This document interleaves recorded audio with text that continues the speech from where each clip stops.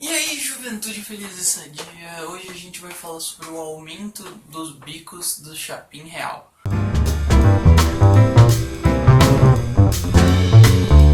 Um estudo realizado na Inglaterra e nos Países Baixos com a espécie Parus major, ou chapim real, detectou que por causa da cultura do Reino Unido de alimentadores de pássaros, o bico dos pássaros no Reino Unido está ficando mais comprido. Mas como que isso acontece?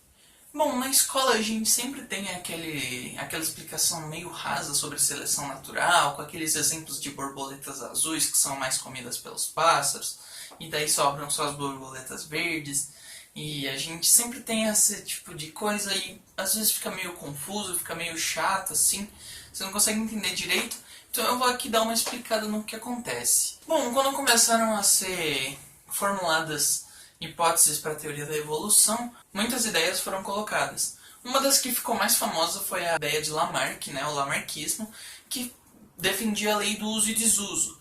Um exemplo clássico da teoria lamarckista é a sua explicação para o pescoço das girafas. Ele dizia que as girafas esticavam seu pescoço e faziam esforço para alcançar as folhas nas árvores altas, e aí por isso esse esforço foi passado na genética e com o tempo as girafas foram ficando com o pescoço mais comprido. E características que não seriam utilizadas iam sendo descartadas conforme as gerações passassem. Mas a gente sabe que isso não é verdade, porque, por exemplo, o apêndice no ser humano está aí até hoje e não tem função.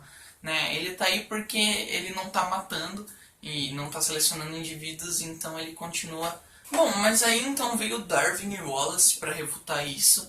E por mais que muita gente diga que a teoria de Darwin é só uma teoria, até hoje ninguém conseguiu provar que ela está errada. Então é ela que rege aí os nossos pensamentos sobre evolução. Charles Darwin foi um biólogo, geólogo e naturalista inglês que junto com Alfred Wallace formulou a teoria da seleção natural e publicou o livro A Origem das Espécies. Como a sua família tinha bastante dinheiro, ele conseguiu fazer uma viagem de volta ao mundo a bordo do HMS Beagle. E uma das primeiras paradas foi no arquipélago de Galápagos, na região do Equador. E lá, devido à ausência de grandes predadores, existem muitos animais únicos e diferentes. Charles Darwin ficou encantado e lá ele começou os estudos para a publicação da Origem das Espécies, que seria a sua obra mais famosa. Mas falando de seleção natural, a ideia dessa teoria é de que quando uma determinada característica de um indivíduo favorece sua sobrevivência, ele tem mais chances de se alimentar melhor, de crescer mais saudável, de chegar à idade reprodutiva e poder acasalar, passando essa característica vantajosa para frente. Então a explicação de Darwin para as girafas, por exemplo, é de que como existem muitos animais terrestres que comiam as folhas próximas ao chão, você tinha uma falta de alimento no chão e os animais que eram mais altos conseguiam comer as folhas das árvores altas, conseguiam se alimentar melhor, crescer mais e tinham mais chances de chegar à idade reprodutiva e poder repassar esses genes. Ao longo das gerações, esse gene vai sendo amplificado, então as girafas que naturalmente tinham propensão para ter um pescoço mais alto vão amplificando esse gene, até que você chega em um momento onde os indivíduos já estão totalmente diferentes do seu ancestral comum.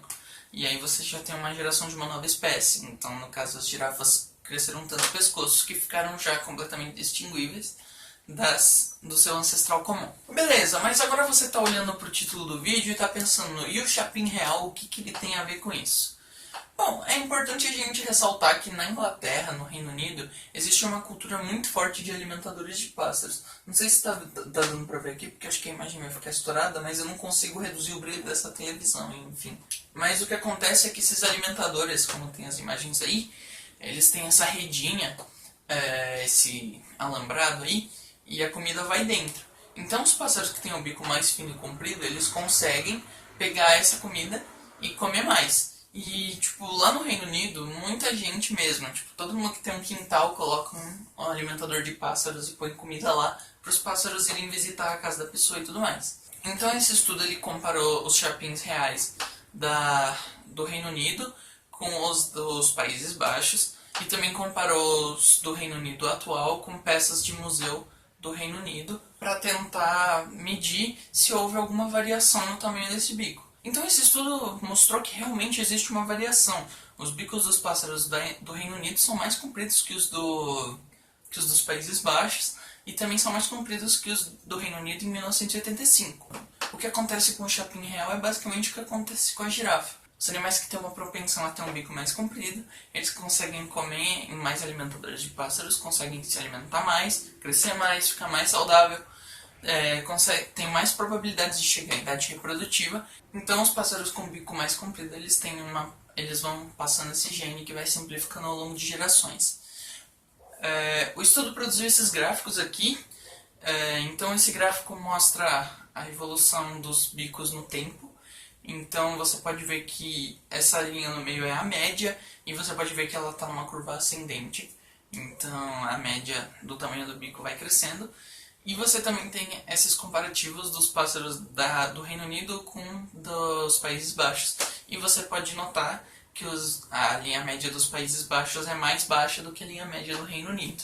Como tudo isso se traduz em números? Em média, os chapins reais do Reino Unido têm 0,4 milímetros a mais de bico que os dos Países Baixos, com uma margem de erro de 0,06 milímetros para mais ou para menos. E foi calculado que, por ano, o bico médio do chapim real no Reino Unido aumenta 0,05 milímetros, com uma margem de erro de 0,001 milímetro para mais ou para menos.